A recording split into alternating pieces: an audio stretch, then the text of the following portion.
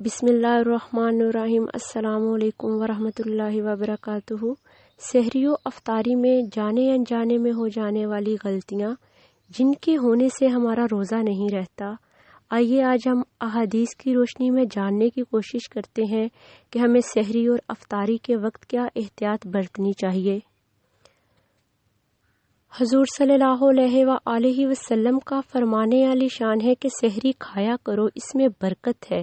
پھر فرمایا ہمارے اور اہل کتاب کے روزوں میں سحری کھانے ہی میں فرق ہے۔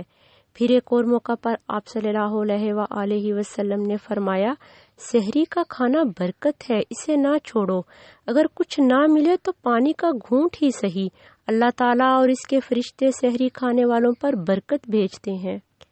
سحری تک جہاں تک ہو سکے دیر سے کھانا کھانا چاہیے، لیکن اتنی دیر مت ہو کہ صبح ہونے لگے اور روزے میں شبہ پڑ جائے۔ اکثر ایسا ہوتا ہے کہ انسان کی آنکھ نہیں کھل پاتی اور وہ یہ خیال کرتا ہے کہ رات ابھی باقی ہے اور اسی گمان سے وہ سحری کھا لیتا ہے، لیکن بعد میں معلوم ہوتا ہے کہ صبح تو ہو چکی ہے، لہٰذا پھر اس کا روزہ نہیں ہوگا، وہ روزے کی قضا دے گا اور ایسے روزے کا کوئی کفارہ نہیں۔ ہاں، وہ دن بھر کھانا تو نہیں کھائے گا، روزے داروں کی طرح ہی رہے گا، لیکن بعد کے دنوں میں وہ اس روزے کی قضا لازم ادا کرے گا۔ حضرت انس رضی اللہ تعالیٰ عنہ فرماتے ہیں کہ ہم سحری کھاتے ہی نماز کے لیے کھڑے ہو جایا کرتے تھے۔ اذان اور سحری کے درمیان اتنا ہی فرق ہوتا تھا کہ 50 آیتیں پڑھ لی جائیں۔ تو لہٰذا ان احادیث سے پتہ چلتا ہے کہ سحری جہاں تک ہو سکے دیر کر کے کھانا چاہیے۔ اگر رات کو سحری کھانے کے لیے آنکھ نہ کھلی اور سب کے سب سوئے رہے تو بے سحری کھائے ہی روزہ رکھیں گے۔ ایسا نہیں ہوگا کہ وہ سحری نہ کھانے کی وجہ سے روزہ چھوڑ دیں، یہ بہت ہی کم ہمتی کی بات ہے اور بڑا گناہ ہے۔ اسی طرح نبی پاک صلی اللہ علیہ وآلہ وسلم نے ایک اور موقع پر فرمایا جب تک میری امت افطار میں جلدی کرے گی اور سحری میں تاخیر کرے گی تب تک بھلائی میں قائم رہے گی۔ اس سے معلوم ہوتا ہے کہ ہمیں سحری میں دیر کرنی چاہیے، آدھی رات کو اٹھ کے سحری نہیں کرنی چاہیے اور افطار کرنے میں جلدی کرنی چاہیے، لیکن جس دن بادل ہوں اس دن ہمیں احتیاط برتنا چاہیے کہ کہیں ایسا نہ ہو کہ سورج جلدی غروب نہ ہوا ہو لیکن ابر کی وجہ سے ہمیں لگے کہ سورج جلد غروب ہو گیا ہے۔ اگر ہم ایسا کریں تو اس کے لیے ہمیں روزے کی قضا ادا کرنی پڑے گی۔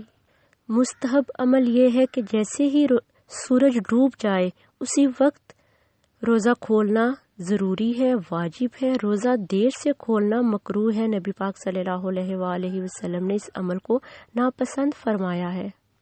چھہارے سے روزہ کھولنا بہتر ہے یا کھجور سے یا کسی میٹھی چیز سے، اور اگر کوئی میٹھی چیز نہ ملے تو پانی سے روزہ کھولنا بہتر ہے۔ بعض مرد و خواتین کا یہ ماننا ہے کہ اگر وہ نمک سے افطار کریں گے تو انہیں اس کا ثواب پہنچے گا، تو یہ عقیدہ ان کا غلط ہے۔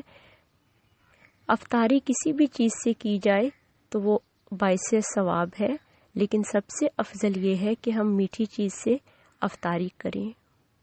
اور ایک خیال یہ بھی ہمارے بیچ بہت عام ہو چکا ہے کہ جب ہمارے علاقے کی نماز ہوگی تبھی ہم افطاری کریں گے۔ چاہے ایک ہی علاقے میں ایک ہی محلے میں 10 مساجد ہوں تو ہر مسجد کے لوگ اپنی قریبی مسجد کے مطابق روزہ افطار کریں گے، یہ خیال غلط ہے۔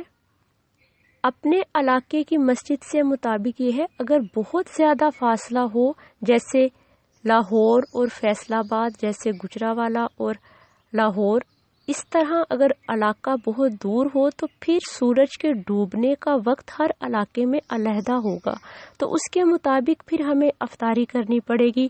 لیکن اگر ایک ہی علاقے میں بہت سی مساجد ہیں تو پہلی اذان کے ہونے پر ہم افطاری کر لیں گے، نہ کہ ہم یہ انتظار کریں گے کہ ہم اپنے علاقے کی مسجد کی اذان پر ہی افطاری کریں گے۔ اور یہ بھی ضروری نہیں کہ ہم اذان ہونے پر ہی افطاری کریں گے، سورج جیسے ہی ڈوبے ہم اسی وقت افطاری کریں گے، چاہے ہمیں اذان کی آواز آئے یا نہ آئے، افطاری کا حکم ہو جاتا ہے۔ اللہ تعالی ہم سب کو سحری و افطاری کی برکتیں سمیٹنے کی توفیق عطا فرمائے۔ دعاؤں میں یاد رکھیے گا۔ جزاک اللہ خیرہ۔